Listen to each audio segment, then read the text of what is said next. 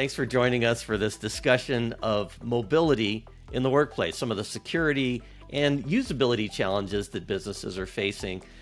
Joining us today, Alex Willis, Vice President, Global Sales Engineering, and Bal Dogra. Baldeep is Senior Director, Solutions Marketing, both here at BlackBerry for decades. I'm Steve Kovsky, Editorial Director. Let's get into some of the questions.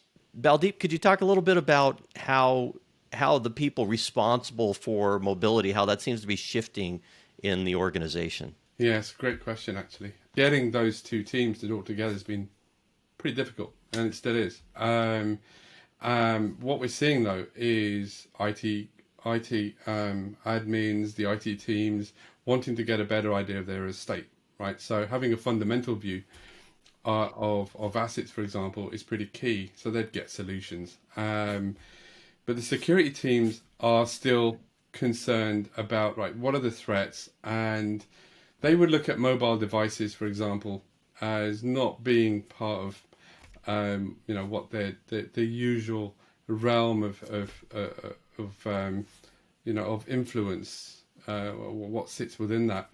So it would be really important to actually get IT ops and SecOps in the same room, and that fourth pillar, cooperation. That's where I see that as being or driving to get that done. So I think it's what's really important is to make sure that the security teams understand that the mobile device is an endpoint, just like fixed, whether it's laptops or desktops. It's more or less the same thing. There's the same amount of business that can be conducted on a mobile device as it can be on those devices. Alex, how do you see that? There had been a challenge in kind of bringing those two teams together. Depends on the size of the organization. Very large organizations have really defined security processes. I went through one this morning at our own company as I needed to get something done, and I had to complete a request form for a security assessment before like an integration can be built, that kind of thing. I will say, on a positive note, I have started to see recently within mobility teams, they'll have a cyber person or a security person assigned. Like it used to be, you go through the introductions in a meeting and say, well, I'm the admin, I manage the servers, or I manage the system on top of the servers, and it was all kind of IT based. And it started to be like a user interface, a user experience person represented on that team. And very recently, I've started to hear people introduce themselves as, I'm the cyber person, aligned with the mobility team and that kind of thing. So that's a really positive sign, because I think what's been happening traditionally is large organization, especially, they have a security team that defines policies. And we know from working with these companies for 20 years in the mobile space, in the early BlackBerry days, these policies were typically defined by the capability of what an old BlackBerry server could do. It's like, well, what are the policies you offer? Let's make it extremely restrictive, limit what people can do, and then that's the policy. And then they just hand it to the other business units, including the IT team, to implement. So there wasn't really a discussion around finding balance between productivity and security. It was just, here's the policy.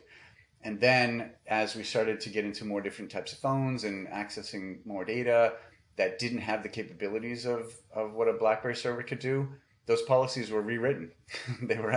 Or exceptions were made to them, right? This new system that we're using doesn't allow for that, so we're going to assess the risk and we're going to make an exception.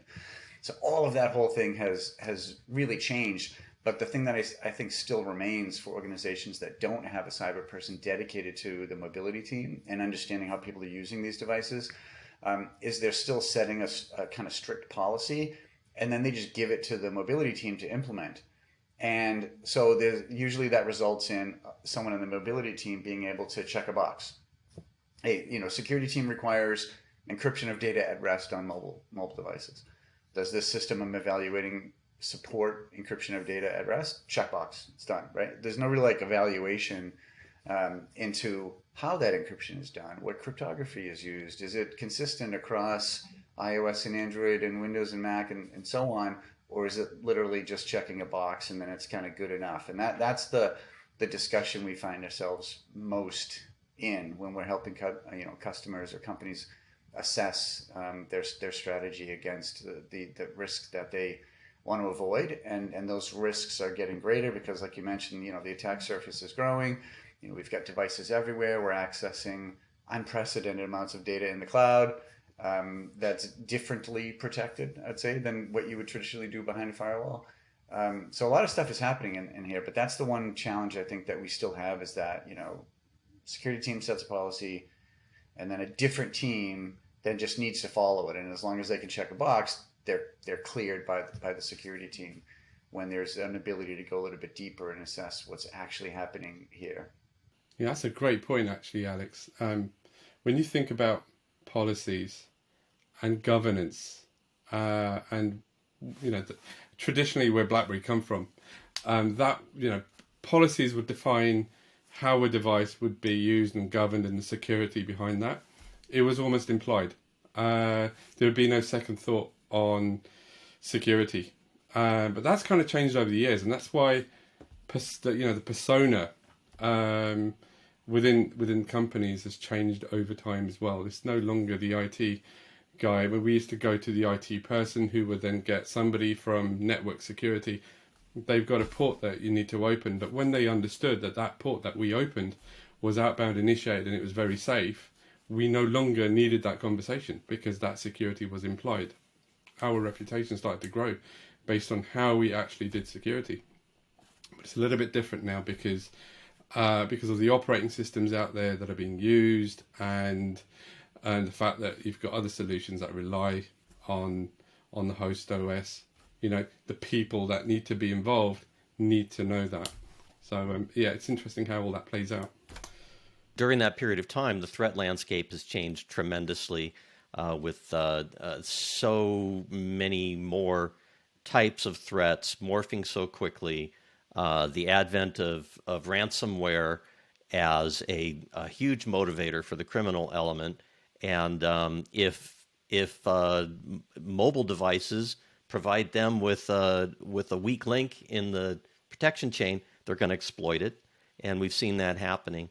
One of the things is, as we kind of we've been talking about process a little bit here as well, another of the pillars, and something that's occurred during your careers here at BlackBerry is there have been other vendors come into the market, and it seems like in a lot of businesses now, mobility management and control has drifted over to the operating system, and now that starts to define policy and capabilities, and it may not be the best way to approach it. But have you seen that, especially Alex, coming from an operating system company that also makes lots of other products that are now de facto standards?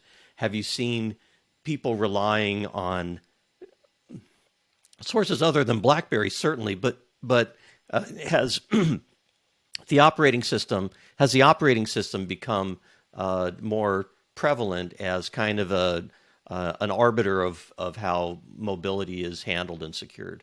Yeah, and I think the vendors of those operating systems have done, they've done a pretty good job. I mean, they've certainly assigned or aligned focus to it and budget to it, and each of let's talk about iOS and Android, the big ones, right? They both have container capability to separate work from personal, and then you need a server, an MDM or UEM server, to be able to manage those policies effectively. So there's plenty of choices in choosing a deployment type.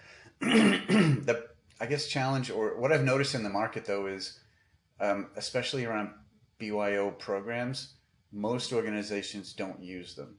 Like they'll just provide connectivity, directly to the cloud on those devices. Part of the challenge, I think, is because of user adoption. So on both of those operating systems, if you want to activate the work, call it a container, just call it security policies, or I guess the user has to activate in some way.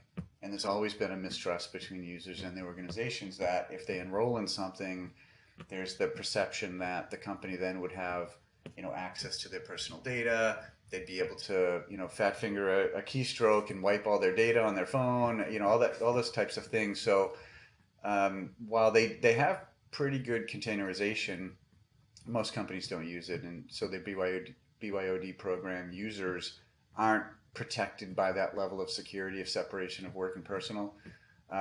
So yeah, you can go native integration. Just use the native email apps or Office apps directly on those operating systems. We can support both of those as well. We can manage local policies on those devices. There's also the challenge of what device it is and what policies are available to you because of that device. So, iPhone has their policies. On Android, it's a much wider spectrum. Well, if it happens to be a Samsung device, then you have these additional Knox policies. So those policies are really good. It's just in order to get them, you have to activate in a certain way that isn't being adopted like it should be. So the cleanest is complete separation and containerization, and then management of only that container, and not have to require any activation. We see this over and over again with organizations. So depending on the operating system from a usability standpoint is difficult. And in order to take advantage of the security posture that you can achieve with them, it's inconsistent across devices, first of all. So if you have an organization that sets standards, it's going to be different for your iOS users versus your Android users and so on. So that creates a difficulty, I think, and it results in organizations just, for the most part, not using it unless they're corporate-owned devices where they can fully lock them down. And Bal, what about in a Windows environment? You're talking about the operating system that the company runs on as opposed to the operating system that the phones run on. What are some of the challenges that people face in a Windows environment? I meant both. So when you think about operating systems and the security, you are generally reliant on the security that they provide. When you look at a secure platform like our old BlackBerry platform, right? That was all about the device, emotion, but now you're thinking about trust, right? And you're going to move from emotion to trust. And BYOD, for example, is emotion. I mean, you don't get people saying, "I want to use a Windows device," right? They'll say, "I want to use an iPhone," or and what we want to do is think about, right, how do we establish that trust between the company and the user for any device, not just the fixed device, whether it's Windows or Mac or Chrome. And that means that the security, so from a process perspective, definitely, but from a people perspective, security, SecOps or SOC teams would be responsible for the visibility and then taking action for that device and its usage, right? And that would mean IT would then focus purely on productivity and activation of those devices, in addition to managing those policies that Alex just mentioned. Well, Windows Mobile isn't really a thing anymore. It's really iOS and then a bunch of different flavors. But I mean, yeah, they're still around for like old, OT devices and things like that, maybe. But it gets you into the desktop platforms. Like, I think there was kind of a stutter step on modern management of Windows machines and Macs. So it's different than traditional, domain joined, SCCM managed, fully controlled laptops. The concept is, moving a laptop into the category of a mobile phone, because essentially that's what it is these days, especially when you think about an iPad. Like I travel now with my iPad as my work computer. I don't bring a laptop anywhere anymore. My travels these days, I'm going to speak at an event or meet with a customer, doing presentations, going through design discussions, things like that. So I don't really need a big bulky laptop anymore on the road. So I just bring my iPad. So that is my laptop. And so the term for laptop changes, and so there are capabilities to manage these laptops for like Windows and Mac, as a modern, let's call it modern management. So we can affect policies, we can create app stores.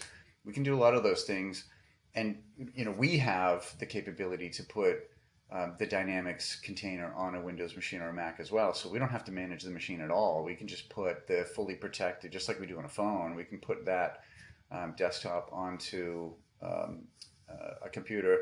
That can also extend and allow bring your own laptop policies as well. So hey, if you want to bring your own we're a Windows shop. You want to bring a MacBook, just put this app on there, and then you get all your email and all your web apps and all that kind of stuff. You've got complete protection against data leakage. You got encryption of data at rest. You got all the things that you need to get to check those boxes, but really deliver on the spirit of what those check boxes mean, and do it that way. So that hasn't happened as fast as I thought it might. Like, people are still looking at kind of traditional ways to manage laptops. So I don't think the leap has happened yet to treating a laptop like any other mobile device. But I think that's coming, and there's a lot of benefits to being able to do that. Not to mention less resources in IT to have to manage an image and all those types of things.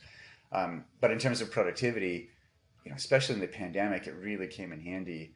But even if you have, a sales force that's mobile all the time anyway, laptop gets broken or stolen or something like that, and you're on your way to a customer meeting or an event or something like that, and you just need to get back up and running.